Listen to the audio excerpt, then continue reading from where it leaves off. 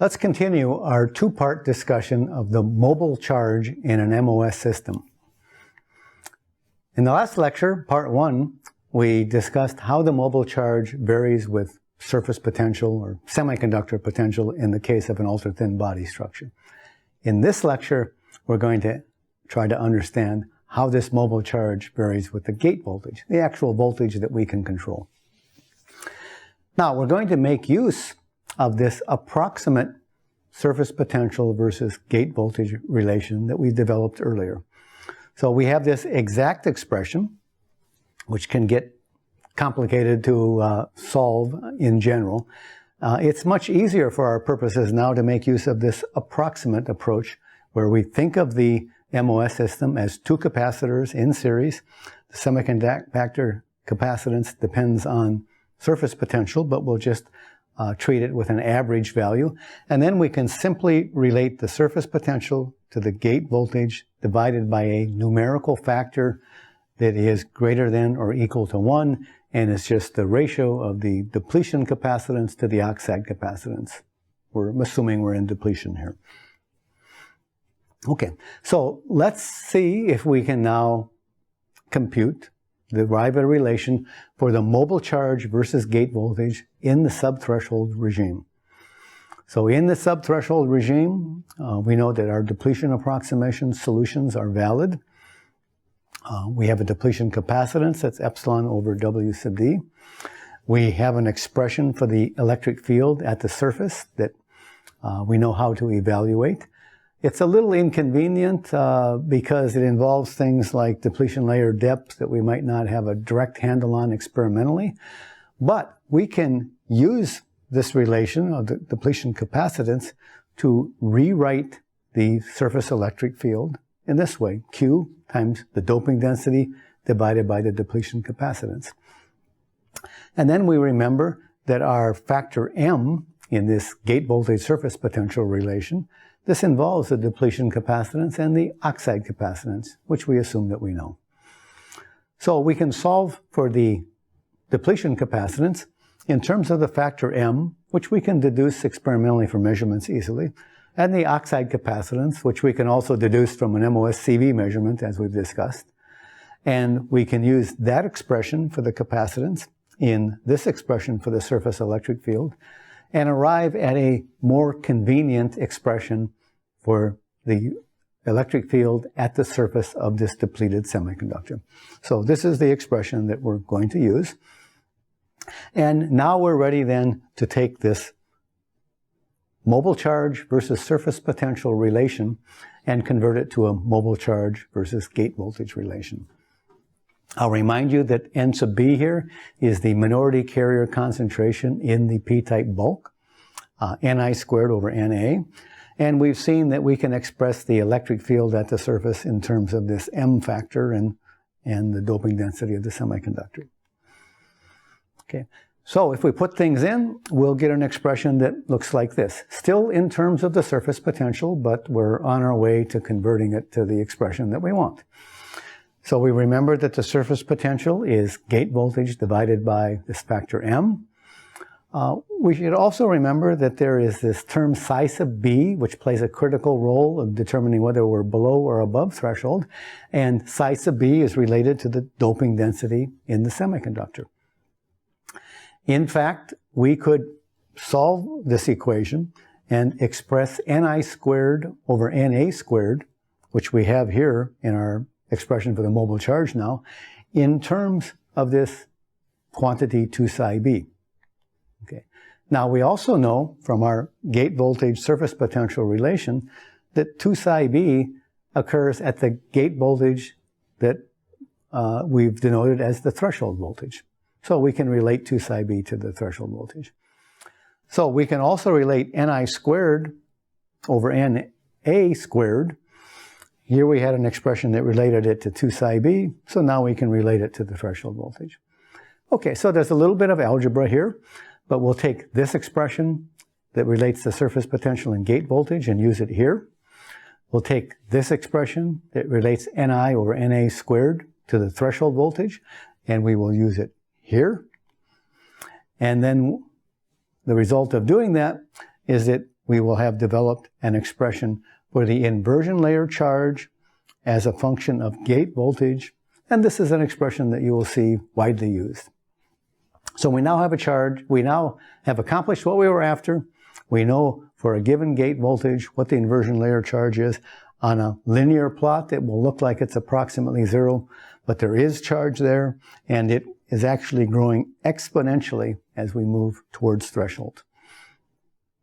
So the takeaway that you should remember from this is you may not remember all of the pre-exponential factors, but you should remember that the mobile electron charge in the subthreshold regime varies as e to the q gate voltage minus threshold voltage over mkt. And m is always greater than or equal to 1. All right, we've done it below threshold. All right, now let's do it above threshold. And above threshold, you're going to see that we get a particularly simple answer. In fact, it's one that we've been using frequently in previous lectures.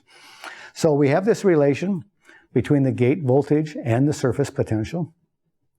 Now, if we're above threshold, we have to decompose the semiconductor charge into a depleted charge and a mobile charge. And we're after the mobile charge as a function of gate voltage. And we'll recall that if we bend the bands by 2 psi b, that's what we call the threshold voltage. Then we have the depletion charge evaluated at the maximum depletion layer depth that occurs when we bend the bands by 2 psi b. At that point, we still ignore the inversion layer charge. It's going to grow exponentially now and dominate as soon as we move above threshold. So we ignore the inversion charge, and then we have the 2 psi b of band bending. So that's our expression for threshold voltage.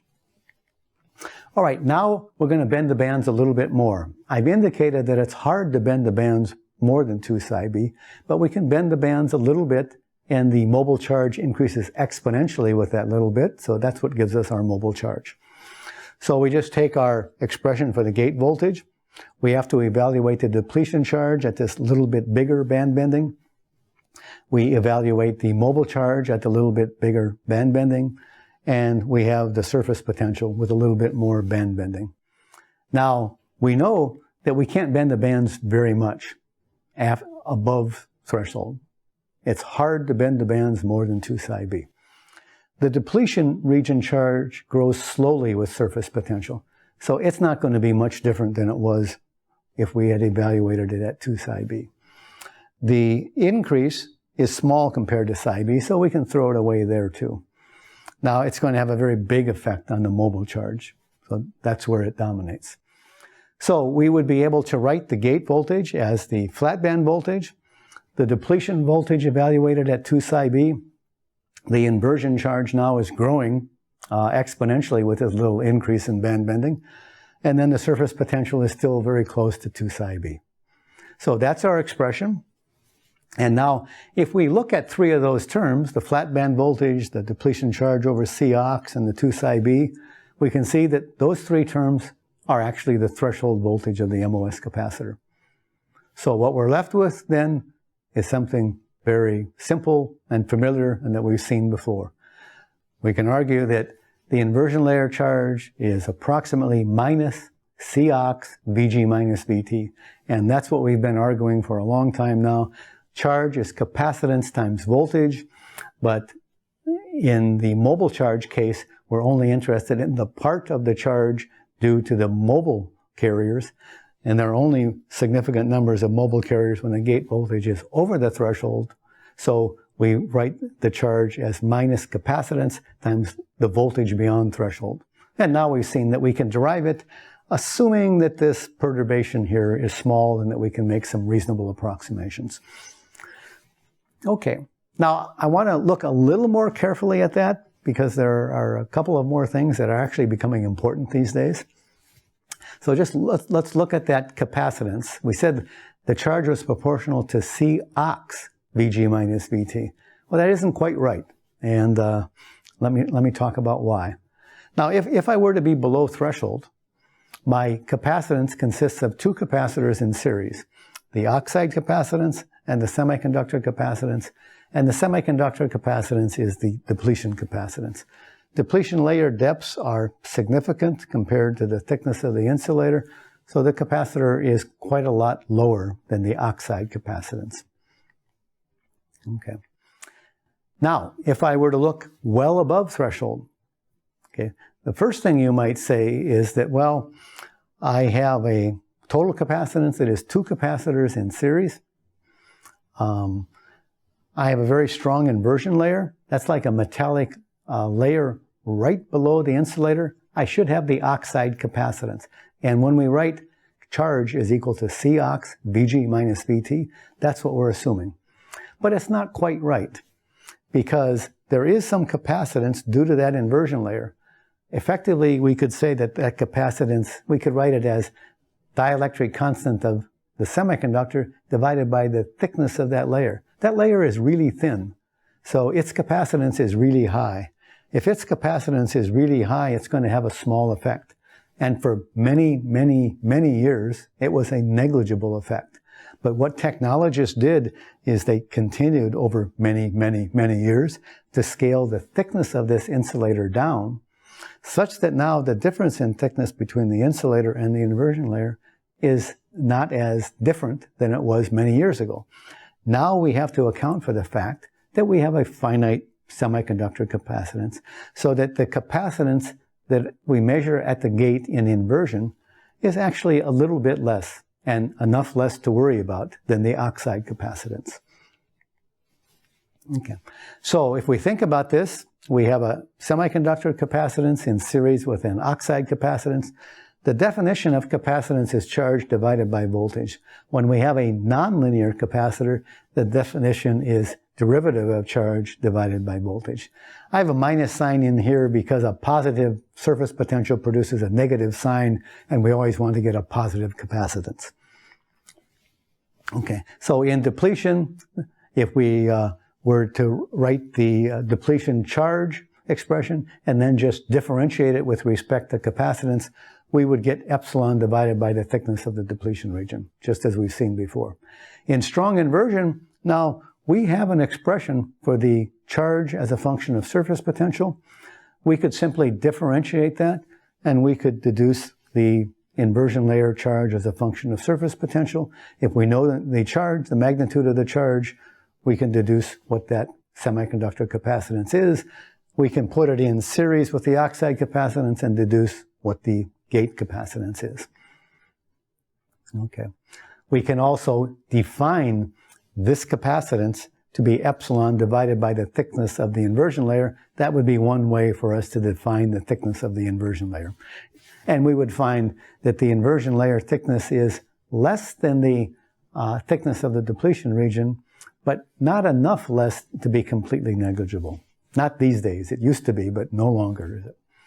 So now when we have our gate voltage versus our mobile charge versus gate voltage relation, below threshold we have the expression we developed earlier. Above threshold, we would write this capacitance here as the gate capacitance in strong inversion. I'll write that as C sub INV. And that is going to be less than the oxide capacitance. Not a lot less, but enough that people worry about it these days. Significant enough that it needs to be accounted for. Now, I'd like to just make you aware of 2 definitions that we will encounter as we think about gate capacitances. The first is something called equivalent oxide thicknesses. So maybe when you're reading books or papers, you might come across the term EOT. And I just want to explain quickly what that means. You know, for many years, MOS capacitors used an insulator that was silicon dioxide. Until silicon dioxide was scaled down to about 1 nanometer. You couldn't quite get to 1 nanometer because it became so small that electrons could tunnel through from the metal gate to the semiconductor, and it was no longer an insulator. So you had to stop scaling the thickness down. What people did then was to switch to higher dielectric constant materials so that they could use thicker materials and still get the same or even greater capacitance, but thick enough that the quantum mechanical tunneling would be suppressed. Well, the insulator capacitance now is the dielectric constant of this high K insulator divided by the thickness of that high K insulator. Okay. Now, what people like to do, and it's because they were so used to doing these calculations with SiO2, is they like to compare that to the thickness that you would get from some equivalent layer of SiO2. So we write that capacitance then as the dielectric constant of silicon dioxide times epsilon naught divided by some equivalent thickness that gives us the equivalent thickness of SiO2. So you can just equate those two and you can see that the equivalent oxide thickness would be the dielectric constant of silicon divided by the dielectric constant of this high dielectric constant, high K material, times the actual thickness of that material. And what you would hope to find if you did this calculation is that you have an EOT that's maybe equivalent to a 0.5 nanometer of SiO2. That's good because you're getting the capacitance that you would get from a 0.5 nanometer of SiO2, but you don't have the problems of quantum mechanical tunneling, which would preclude you from using a 0.5 nanometer of SiO2. Now there's another term that you might encounter as you're reading papers or books or whatever. And this is called capacitance equivalent thickness. This is a little bit different, but let me explain what this is all about. So our gate capacitance in inversion is a series capacitance of the oxide capacitance and the semiconductor capacitance in inversion. Now EOT is a way of expressing the oxide capacitance in terms of an equivalent thickness of SiO2. CET is a little different. So the idea around CET is that we know that the inversion layer capacitance now is going to be a little less than the oxide capacitance. And CET, capacitance equivalent thickness, is a way of thinking of this lower gate capacitance due to the finite capacitance of the semiconductor in terms of an equivalent oxide capacitance. What is the capacitance equivalent thickness of a layer of silicon dioxide that would give me this lower gate capacitance due to the two in series? So that's what we mean by capacitance equivalent thickness. EOT accounts for the oxide itself in the first term. Capacitance equivalent thickness is a way of accounting for both terms. All right, let's do an example so we can see how, I think EOT is maybe clear. CET is maybe a little less clear, but let me just run through an example to show you how that works out. So let's assume that we have a charge in the semiconductor that is minus Q times 10 to the 13th charges per square centimeter. This would be a charge representative of sort of the maximum charge that you could get in a MOSFET under on-current conditions.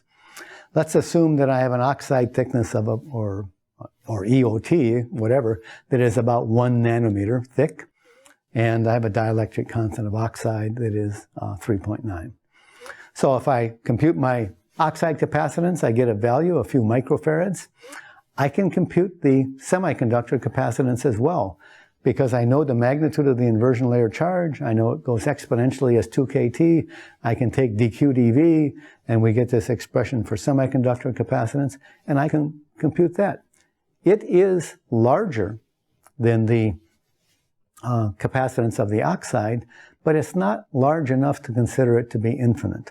When you put the two in series, we're going to lower the capacitance a little bit, and we're going to find out that in inversion, the gate capacitance in inversion, if we work through the numbers, is actually 90% of the oxide capacitance. It's 10% lower because of this additional semiconductor capacitance in series. If I were to try to compute that total capacitance in terms of, if I were to say that, well, I don't want to think about the semiconductor capacitance, what is that capacitance in terms of an equivalent layer of SiO2? I would need an equivalent capacitance equivalent thickness of SiO2 that is 1.1 nanometers thick, 10% thicker to give me this 10% lower gate resistance. So that's what we mean by CET. Now I'll point out that if we account for some added factors like Fermi-Dirac statistics and about quantum mechanical confinement of carriers, Well, actually, we find out that in practice, the semiconductor capacitance is even lower than this value. So that the effect is even stronger than I've indicated with this example, which is why people worry about it when you're when you're trying to characterize and develop modern MOS technology. Now, another topic that we can just get back to briefly is I've mentioned many times that it is hard to bend the bands by more than 2 psi b. We can have one more look at that. You remember that our gate voltage versus surface potential relation we derive from this simple 2 capacitor network and ask about how do the voltages divide across those 2 capacitors. If I'm now bent at 2 psi b and I make a little, I ask if I make a little increment in gate voltage, how much increment do I get in the surface potential? It's going to be the increment in gate voltage divided by M. We've seen that in the depletion region, M is on the order of 1.2, 1.3, maybe 1.4. So we can significantly vary the surface potential with the gate voltage. Now, above threshold, though, our M is the ratio of 1 plus the semiconductor capacitance divided by the oxide capacitance. Above threshold, we have the capacitance of the inversion layer, not depletion region. That is a large capacitance. M becomes very large. If M becomes very large, then our relation here tells us that we're going to get a very small change in surface potential, even if we make a large change in gate voltage. All right, so we have discussed how things work in bulk semiconductors. We have these modern structures which are fully depleted and ultra thin. We should talk about how things work out in those structures. And we'll see that it's very similar. So we have structures like this. Again, I can look at the mobile charge versus gate voltage in the threshold voltage. The first thing I'll do is to look at the top gate and say, well, how does the displacement field in the oxide relate to the charge in the semiconductor? Well, half of the negative charge in the semiconductor balances on the top gate, half balances on the bottom gate. So if I'm only doing the calculation on the top, I can only include half the charge. Okay. When I compute the volt drop across the oxide, then it's going to be minus Q over 2 Cox. I have a factor of 2 downstairs. That's the difference in this double gate or FinFET structure. When I look at gate voltage versus surface potential, I'll have the same expression that we had before. We'll just have to use this different expression for the volt drop across the oxide. It'll be minus Q in charge in the semiconductor divided by 2 Cox. All right, so that's relatively simple to do and to understand. We have 2 gates. We have twice the capacitance, so you might have guessed that this would happen. When I mean Cox, I mean just the oxide capacitance per square centimeter of either the top or the bottom gate. Okay, so let's continue this discussion. We have a relation between the gate voltage and the surface potential. And now, this is a fully depleted structure. The only charge in the semiconductor is due to the mobile electrons.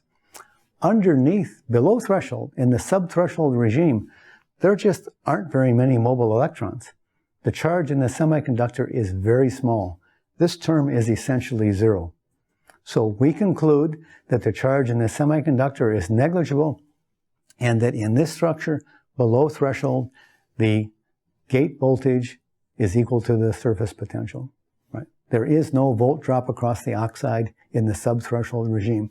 If we write it in terms of our approximate expression, surface potential is equal to gate voltage divided by this numerical factor M, we conclude that the numerical factor M is 1 for a fully depleted ultra-thin body structure like this. That's something that's important to remember. We're going to see that it's a real advantage for these kinds of structures. Why is this an advantage? Well, later on, when we discuss the subthreshold current, we will derive a formula for the subthreshold swing of a MOSFET. This is the formula that we will derive. We will see that the subthreshold swing is 2.3 times this factor M times KT over Q. M is always greater than or equal to 1. So the minimum that the subthreshold swing can be is 2.3 times KT over Q. At room temperature, that's about 60 millivolts per decade. The fact that M is equal to 1 for these fully depleted ultra-thin body structures is a real advantage because that means these structures will give us the minimum subthreshold swing that is possible in a MOSFET. Okay, so we have subthreshold charge versus gate voltage. We've seen now that it's exponential with surface potential below threshold. It's also exponential with gate voltage below threshold, and there's no factor of 2 or anything downstairs. That was very similar to the bulk case. So we get the similar thing in the bulk case. The only difference from the bulk case is that the factor M is 1.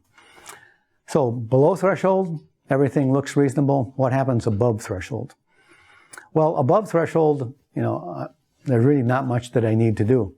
Above threshold, we could go through the same arguments. We would get the charge as minus C inversion times Vg minus Vt. But the C inversion now we have to include both gates. Both the top gate and the bottom gate are imaging charge in the semiconductor. So the inversion, we would expect it to be about 2 Cox because we have 2 gates, but we have a semiconductor capacitance, so it's actually going to be a little bit less than 2 Cox due to that. Okay. So same thing as in the bulk. The only difference is that we have 2 oxide capacitors, so we have a factor of 2 in the oxide capacitance, but we have that semiconductor capacitance which pulls the overall capacitance down a little bit. All right, so just to summarize, we have our expressions in subthreshold and above threshold. Subthreshold, the mobile charge goes exponentially with gate voltage in the fully depleted ultra-thin body case. Above threshold, the mobile charge goes linearly with gate voltage. We have twice the capacitance in these structures. Very similar to what happened in the bulk. Subthreshold, the mobile charge goes exponentially with gate voltage.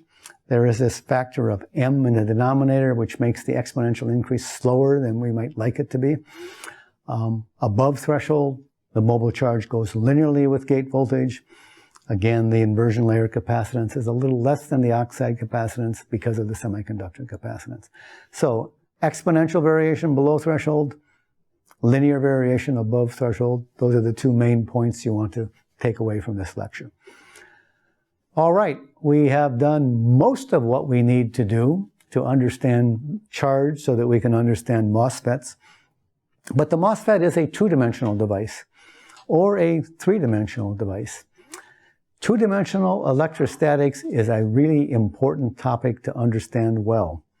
It really takes numerical solutions to a 2-dimensional Poisson equation to do it properly, but it's equally important to develop a qualitative understanding of what those 2-dimensional solutions tell us about how 2-dimensional electrostatics affect the performance of MOS devices. That's the subject of next lecture.